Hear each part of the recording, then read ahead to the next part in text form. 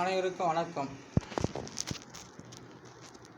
நவக்கிரக தமிழ் என்கிற ஜோதிடம் தொடர்பாக நான் அரியலூர் மாவட்ட திருஞான சம்பந்த ஜோதிடர். இந்த தமிழ் எழுத்து 240 எழுத்துக்கும் தனித்தனி எண்கணிதம் கொடுக்கப்பட்டு அதற்குரிய வார்த்தை அடிப்படையில் ராசி, நட்சத்திரம், திதி, கிரகங்கள் அனைத்தையுமே நான் இந்த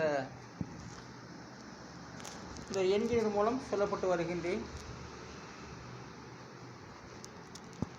எல்லா மொழிகளிலும் இல்லாதது தமிழ் மொழியிலே நான் உருவாக்கப்பட்டது ஒரு சாதனைக்குரியதான். ஆனால் இது சாதனைக்குரியதா பெரியவங்க நினைக்க கிடையாது. நாடு என்றால் மனிதன்தான், நாடு என்றால் அது உயர்ந்த மனிதன்தான் என்பதை நான் ஏற்கனவே சில பதிவுகளை நான் குறிப்பிட்டுள்ளேன். இந்த நவக்கிரக தமிழ் ஜோதிடம் என்பது வார்த்தை அடிப்படையில் சாணங்கள் ஒவ்வொரு வார்த்தையிலும் எப்படி உண்டாகி ஜோதிட பலன்கள் சொல்லப்பட்டு வருகிறதோ அதைத்தான் இந்த எண்ணியல் ஜோதிடம் மிக துல்லியமாக சொல்லப்பட்டு வருகின்றேன். இது வார்த்தை அடிப்படையில் அனைத்துமே உண்மை. அவருடைய தலையெழுத்துங்கிறது அவங்க பேர் தான்.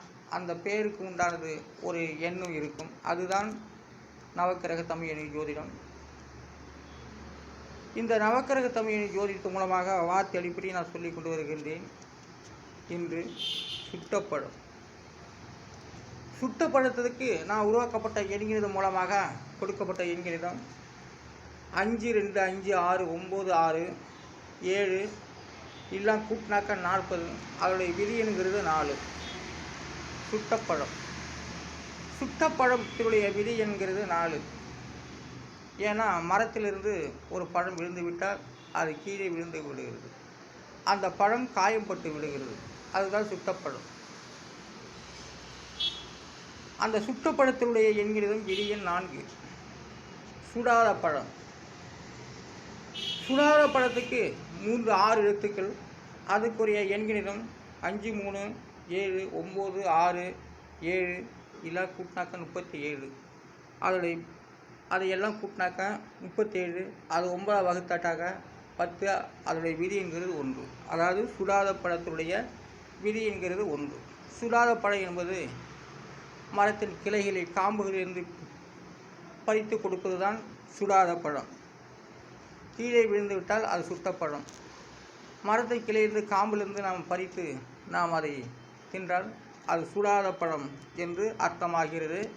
அதான் சுட்டப்பழம், சுடாத பழம். இது ஔவையார் வாக்குகள்.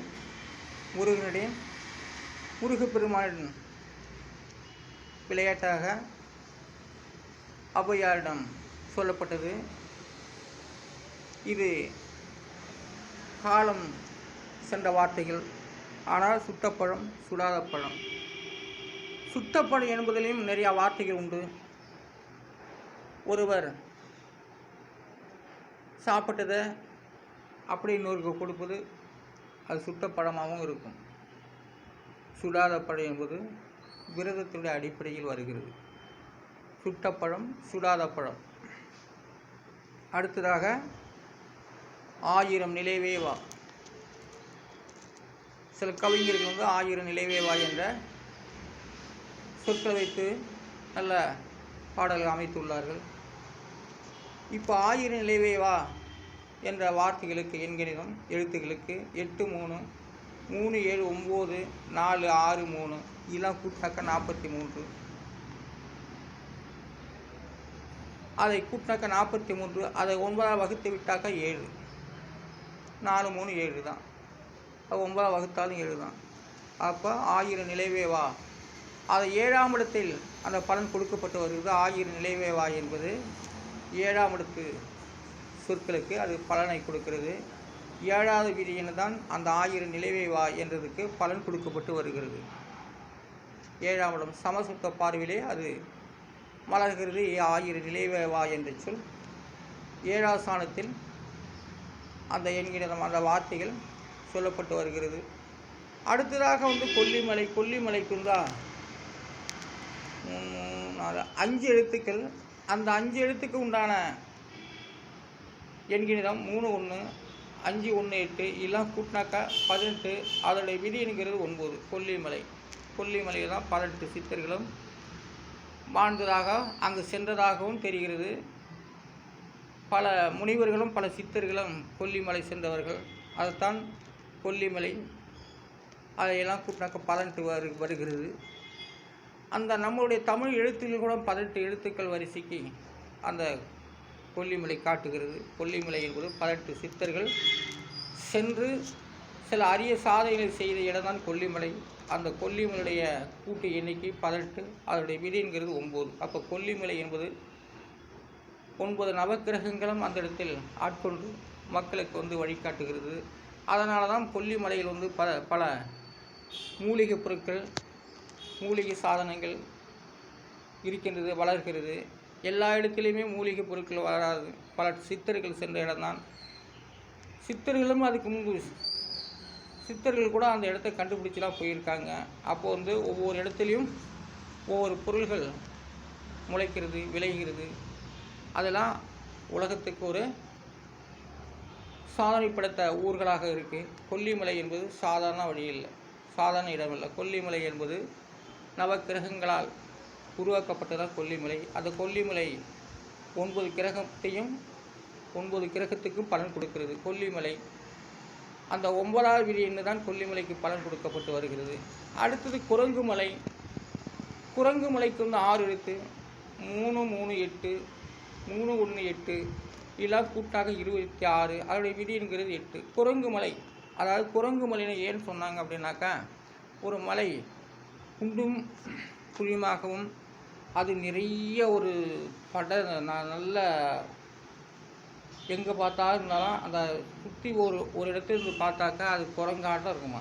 அதான் குரங்குமலை. குரங்குமலைங்கிற விதி எண் 8. அடுத்ததாக தீர்த்தமலை. தீர்த்தமலைக்கு என்கிற அது போடவில்லை. கூட்டலுக்கு 4 எழுத்து. 1 2 5 1 இல்லை கூட்டினாக்கா 9. அதான் கூட்டலுக்கு என்கிற விதி எண் 9. பெருக்கல் 3 5 7 1 1 இல்லை கூட்டாக்கா 17. அதோடைய விதி என்கிறது 8. பெருக்கலுக்கு விதி எண் 8வது எண் கிடைத்து பலனாக கொடுக்கிறது. கடித்தலுக்கு 5 எழுத்து. 1 7 4 7 1 இல்லை கூட்டாக்கா 20. அதோடைய விதி என்கிறது 2ங்க. இப்போ கடித்தலுக்கு கூட அதோடைய விதி எண் 2ஆக வருகிறது. வகுத்தலுக்கு 5 எழுத்து. 5 5 4 7 1 இதெல்லாம் கூட்டினாக்கா 28. அதோட விதி என்கிறது 4. வகுத்தலுக்கு 4வது விதி எண்ணை காட்டுகிறது. குறியீடுக்கு 4 எழுத்து. 3 9 1 7 எல்லாம் கூட்டாக 21. அதோடைய விதி என்கிறது 3. குறியீடுங்கிறது 3வது என்கிற பலனை கொடுக்கிறது. 3ஆம் எழுத்து பலனை கொடுக்கிறது. சமகுறி பாருங்க, சமசொத்த பாரு 7வது என்கிறதுமே வருகிறது. சமகுறிக்கு 4 எழுத்து. 3 1 3 9 இதெல்லாம் கூட்டினாக்கா 16. அதோடைய விதி என்கிறது 7. அதாவது சமக்குறிங்கிறது 7ஆம் இடத்து பலனாகத்தான் வருகிறது. அதாவது கடகம் மகரமாக, மகரம் கடகமாக அந்த 7வது எண் சமக்குறிங்கிறது காட்டுகிறது. அந்த சமக்குறி 6வது இடமாக இருந்தால் இந்த எண்கிறது தோல்வி. இந்த சமக்குறிங்கிறது 7வது ஸ்தானத்தை குறிக்கிறது. நடுவர் மன்றம். அடுத்ததாக நடுவர் மன்றம் 8 எழுத்து. 8 7 5 9 1 6 8 7 இதெல்லாம் கூட்டினாக்கா 51. அதனுடைய விதி என்கிறது 6. நடுவர் மன்றங்கிறது 6வது விதி எண்ணை குறிப்பிட்டு வருகிறது. குற்றவியலுக்கு 6 எழுத்து. 3 5 8 6 2 1 இதெல்லாம் கூட்டினாக்கா 25. அதனுடைய விதி என்கிறது 7. குற்றவியலுடைய எண்கிடம் 7வது எண்கிடத்தை காட்டுகிறது. மேட்டூர் அணை. மேட்டூர் அணைக்கு என்கிற போடவில்லை, அது நாளை சொல்லப்படுகிறது. குற்றவியலுக்கு 7வது என்கிடம் காட்டுகின்றது. அதனால் நான் உருவாக்கப்பட்ட என்கிற ஜோதிடம் நவக்கிரக தமிழ் என்கிறோம். இவையெல்லாம் வார்த்தை அடிப்படையில் நான் உறுதி செய்து உங்களிடம் இந்த வீடியோக்கள் மூலமாக சொல்லிக் கொண்டு வருகின்றேன். நான் அரியலூர் மாவட்டம் திருஞான சமுத ஜோதிடர் என்கிற வள்ளுவர். நன்றி, வணக்கம்.